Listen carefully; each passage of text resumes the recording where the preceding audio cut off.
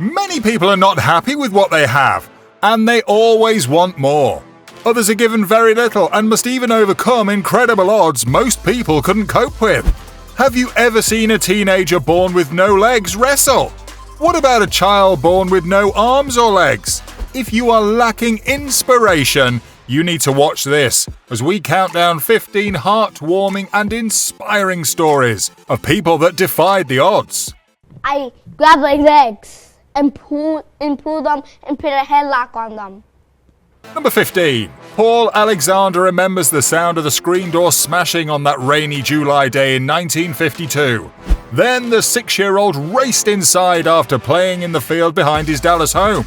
He had a temperature and his neck hurt. He walked into the kitchen barefoot, leaving a path of mud behind him. The door slammed shut behind him.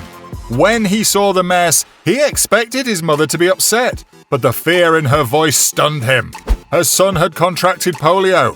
1952 was a scary year for many parents. It was the worst year for polio in the United States, with nearly 60,000 cases reported across the country. Alexander initially experienced bodily discomfort and a high fever because of the illness, but he rapidly lost his capacity to move, swallow, and breathe. His trachea was sliced and he was placed in an iron lung, a sealed tank designed to treat polio victims who were unable to breathe on their own.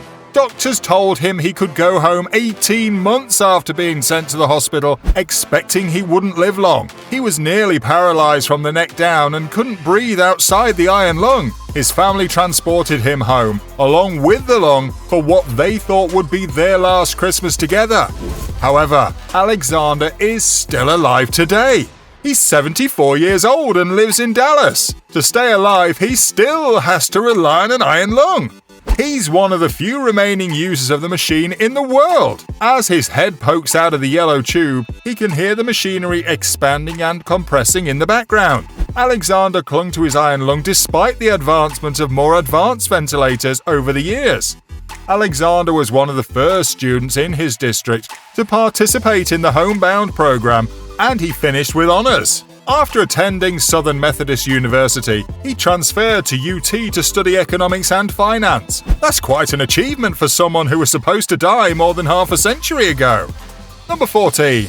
After contracting polio at the age of 17, Dr. Adolf Ratzka became crippled and had to rely on personal assistance ever since. He established the Stockholm Cooperative for Independent Living, which was essential in the passing of Swedish law guaranteeing the right to a personal support budget. He can work because of his aid. Following him on his travels as the director of the Independent Living Institute is one of their most important jobs. Because his wife works as an occupational therapist, they only travel together on vacations. He also brings an assistant because he wants to continue to play the same role in the family as he did before his disability. The accompanying assistant's travel tickets, hotel accommodation, and food are all covered by the Social Insurance Fund's monthly reimbursement. As a result, he doesn't have to request and fight for compensation every time he travels. Number 13. A Nigerian girl who has no limbs and lived her life in a plastic bowl has died. Rahma Haruna, 19, suffered from a unique condition that stopped her limbs and legs from developing normally, causing her tremendous pain. Rahma was born in Nigeria, and at the age of 6 months, her limbs and legs stopped developing. Every day, her younger brother, Fahad, would accompany her out to beg for money. However, a journalist gave the family a wheelchair last year. She had been unable to crawl since she was 6 months old. It began with a fever, which developed to stomach aches to the point where she was unable to move her legs or limbs without severe pain. Her brother claims to have spent a considerable portion of his life helping his sister. Despite her significant handicap, Rahma showed entrepreneurial aspirations, indicated she wanted to start a business. Number 12. Runa Begum, a 5-year-old Tripura newborn girl, died a month before her head surgery was due. When Runa was diagnosed with a rare condition that caused her head to expand to double its normal size, she made international news. Runa suffered from hydrocephalus, a rare condition in which cerebrospinal fluid clogs the brain and causes it to swell. Runa's medical treatment had been handled by Fortis Gurgoan since 2013 and involved 8 procedures to lower her head size from 94 centimeters to 58 centimeters. Abdul Rahman and Fatima Khartoun, Runa's parents, rushed her to the hospital due to respiratory issues, but they were unable to save her. The doctors predicted she would grow up to be a normal child, but Abdul Rahman, a daily wagerer, and his wife Fatima Khartoun never saw their daughter go to school.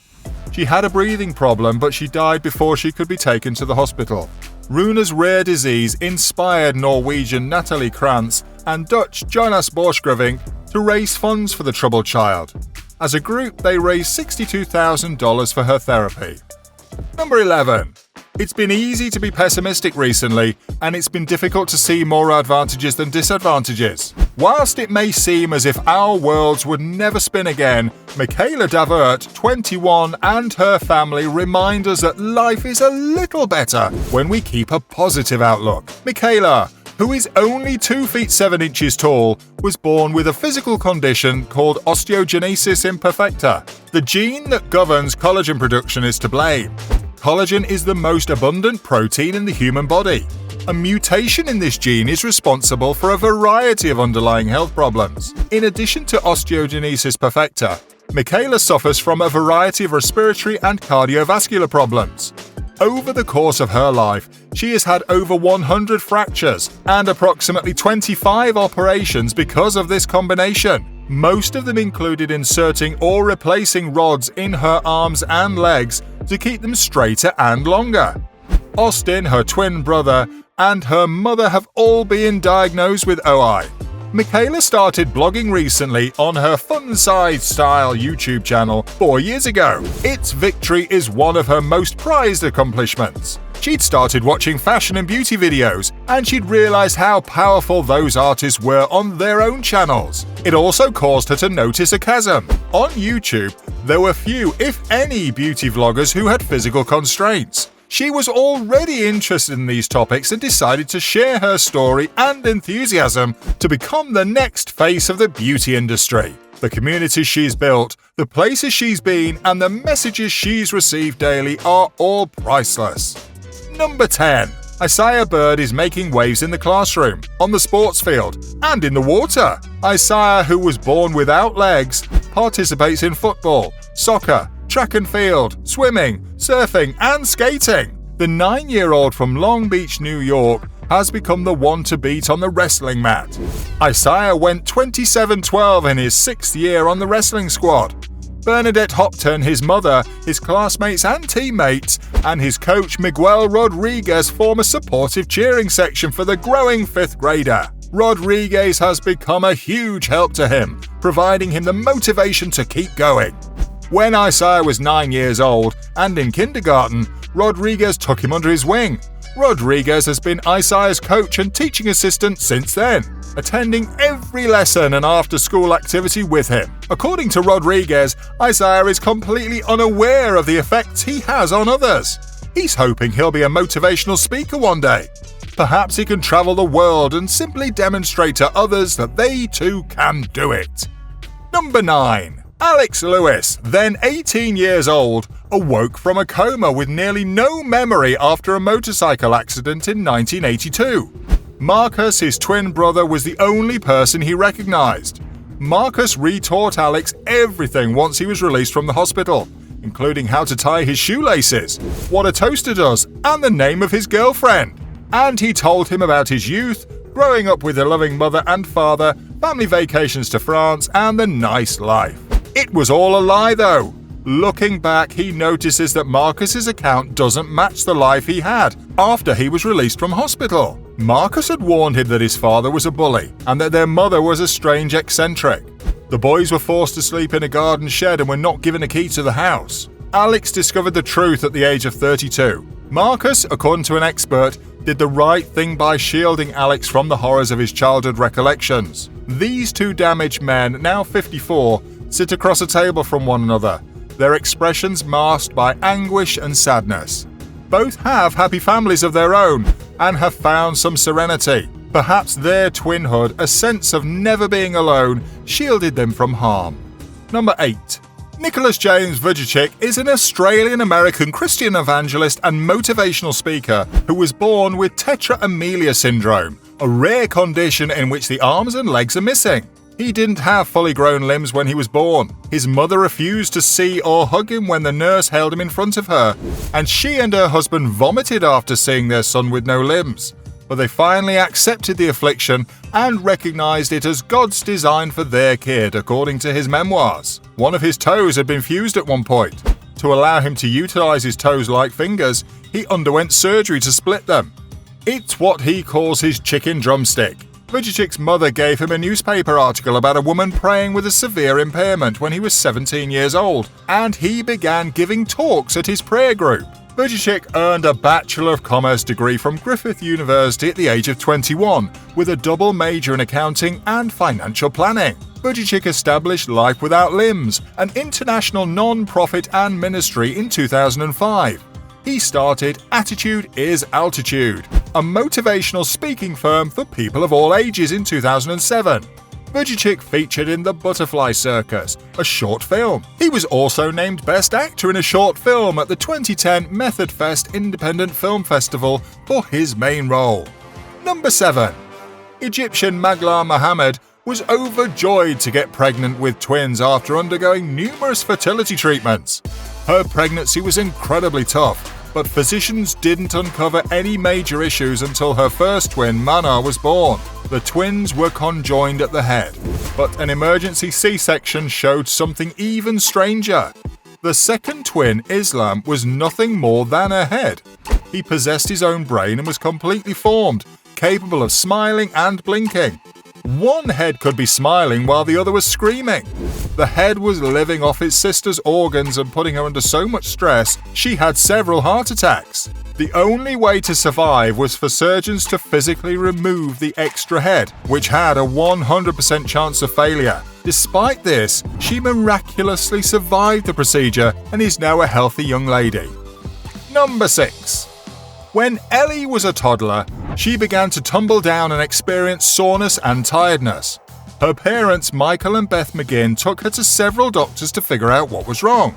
Neurologists were baffled by Ellie's condition, which they had never encountered before.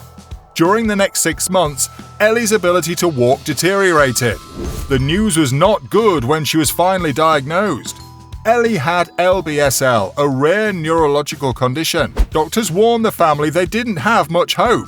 They were told there was no cure for the sickness, and children with it rarely live to adulthood. LBSL is a type of leukodystrophy that affects the function of mitochondria in the brain, which can be thought of as our cells' energy factories, as well as the central nervous system's white matter. Ellie would need a walker by the age of 8, and by the time she was a teenager, she would be in a wheelchair. Doing nothing was not an option for the family. They visited with a group of Kennedy Krieger doctors who informed them that whilst they were unable to treat Ellie's genetic illness, they believed they could assist her. The treatment seemed to be working. In just a few weeks, her appetite and activity levels grew. After a few months, her walking improved, and her leg spasms, weak knees, and falling were mostly gone after 18 months. Ellie went from being unable to walk across a room without collapsing to being able to go almost any place. There are just about 100 known LBSL cases in the world. Ellie's worst symptoms haven't returned, and she's returned to her former self. If you met her, you'd never guess she had a problem. She goes to school like any other kid and loves to swim, sketch, and most importantly, play with animals. No one knows how long her symptoms will be repressed though. The McGinns are hoping Dr. Fatemi's research will lead to a breakthrough during Ellie's childhood. They are, however, prepared if it does not. They will always be grateful to Kennedy Krieger for his courage to try everything. Taylor wants to study political communications at George Washington University and one day run an international non-governmental organization. Her ultimate objective is to help find a treatment for ALD so that no more families are torn apart by this disease. Number 5. Tio Satrio from Penawangan village in West Java, Indonesia, was born without arms and legs and could be forgiven for not having much to grin about. Instead, the 11-year-old's cheery demeanour and contagious laugh make him a favourite among his classmates and teachers. Mimi Tio's mother was completely unaware of her son's condition during her pregnancy. Even after he was born, she wasn't informed right away that her baby lacked limbs and legs. Tio Satrio mastered the art of writing with his mouth. Mimi immediately adjusted to her son's condition, despite her horror at first, and it is this acceptance that has contributed to Tio's outgoing nature. Mimi explained that looking after Tio is a full-time job for her and her husband Wawan. The couple has 4 other adult children who live all throughout Indonesia and are unable to assist with day-to-day care. Tio can do certain things on his own, but due to his lack of movement, Wawan and Mimi must assist him with everything from getting showered and dressed to feeding, even though Tio has learned to unwrap sweet wrappers with his tongue. Tio's family used to receive state funds for him, but they allege they no longer do. Number 4. Jonathan Pitra, a 17-year-old whose courage in the face of a rare and severe skin illness acted as an inspiration as he raised awareness about epidermolysis bullosa, has died. Jonathan and his mother, Tina Boilo, were in Minnesota for Jonathan's condition treatment, which causes severe blistering. Johnny's story has gone viral in recent years, as he let you inside his life and daily difficulties with EB, while fighting diligently to raise awareness for this terrible disease. His mother is overjoyed that he accomplished this. Because their skin is as delicate as butterflies' wings, children with EB are often referred to as butterfly children. Everyone who knew him is heartbroken by his death, since he was a much-loved illness ambassador. Jonathan worked long and hard for all those impacted by EB, and he was amazing at raising awareness. Peter was noted for his bravery and perseverance in the face of a rare skin illness. It makes your heart sink to have someone so encouraging in the community and then hear of his passing. People in Jonathan Peter's hometown are mourning the loss of one of the town's most inspirational people. Jonathan Peter was a true hero in every sense of the word, a brave and resolute fighter who persevered in the face of adversity and inspired countless others. Number 3. Kyle Maynard is an entrepreneur, motivational speaker, and athlete. Despite having arms that end at the elbows and legs that end near the knees, Kyle has wrestled for one of the best teams in the Southeast, set weightlifting records, fought in mixed martial arts, and most recently became the first man to crawl alone to the summit of Africa's highest mountain, Mount Kilimanjaro. Kyle was born with congenital amputation, which means he was born without a leg. Scott and Anita, Kyle's parents, had no idea their eldest son would be born with a disability, but they made a vital decision early on to push him to be as self-sufficient as possible, kicking off what Kyle refers to as his pursuit of normalcy. As a result, he can type up to 50 words per minute on a standard keyboard with just 2 elbows, eat and write normally, drive a car with minimal modifications, and live independently in a 3-story townhouse. Maynard is also a qualified CrossFit coach, and in 2008, he realized one of his lifelong ambitions when he constructed and operated No Excuses CrossFit, his first fitness establishment. Kyle became the first quadruple amputee to enter the ring as an amateur mixed martial arts fighter in April of 2009. Kyle is mostly interested in grappling and ground fighting, and he's in his 7th year of study of Brazilian Jiu-Jitsu, where he is presently training under Renzo Garcia black belt Paul Crichton. Maynard has spoken at corporate meetings, grade schools, universities, and organizations helping disabled American veterans on 5 countries for the past 7 years. He's spoken alongside some of the world's most influential people in business, politics, sports, and motivation. Kyle believes his life's deepest interest is assisting each audience in realizing their fullest human potential, whether it's in front of a middle school classroom or thousands in a convention hall. Number 2. He may die because of his illness if he falls asleep without assistance. Liam must be hooked up to a life support system and monitored every time he gets into bed. The disease is also known as Undine's Curse, and it only affects about 1,500 people globally, causing the patient's lungs to stop working while they sleep. It could also cause problems with his heart rate, blood pressure, and other vital organs like his brain. Your phrenic nerve does not fire while you sleep, and your brain does not tell you to breathe. The condition is referred to as central hypoventilation syndrome. He can't breathe without the assistance of a machine, and if it weren't for it, he wouldn't be alive. If he does not take a breath, he will die. Liam also has an associated digestive ailment because a large section of the organ was missing at birth, forcing him to use a colostomy bag as a substitute. His voyage with his family has been arduous thus far, and his father, Peter, is concerned every night. If you ask him if he had a good night's sleep, he'll say he hasn't had one since he was born. They're always on alert, terrified this will be the last time they say their goodbyes. Liam attends a conventional school, enjoys sketching, and enjoys building Lego creations. Trains intrigue him as well. Liam's other unique trait is he has had the disease since birth, despite doctors' estimates that he would live barely 6 weeks. Liam is only a few months away from turning 18, and he looks and acts exactly like any other adolescent. While Liam and his family, which includes his older brother and 2 sisters, are enjoying this wonderful moment, his father is apprehensive about his son's future. Number 1. As the crowd rose to its feet, Zion Shaver hugged his coach as his high school wrestling career came to an end. It's a scenario that, depending on how miraculous Shaver's life has been up to this point, may be the concluding scene in a movie someday. Shaver couldn't walk because he didn't have any legs. He was suffering from caudal regression syndrome, which impairs the development of the lower part of the body. He was given up for adoption as a newborn and spent his childhood moving from foster home to foster home and school to school, and he doesn't like to talk about it. What puts a huge smile on his face, though, is wrestling, which has been the constant throughout his life. Shaver had started wrestling when he was 2 years old, and continued to do so even as he moved from one transient housing circumstance to the next. After a spectacular senior season in which he led his team to a 33-15 victory, his adoption paperwork with his mother, Kimberly Hawkins, was finally completed. Hawkins, an Ohio foster care veteran, met Shaver around 2 years ago and felt compelled to adopt him. The adoption was finalized just as Shaver was gearing up for a post-season run in his favorite sport. Wrestling has changed his life to the point where, when faced with a challenge, he immediately finds a method to overcome it and go on.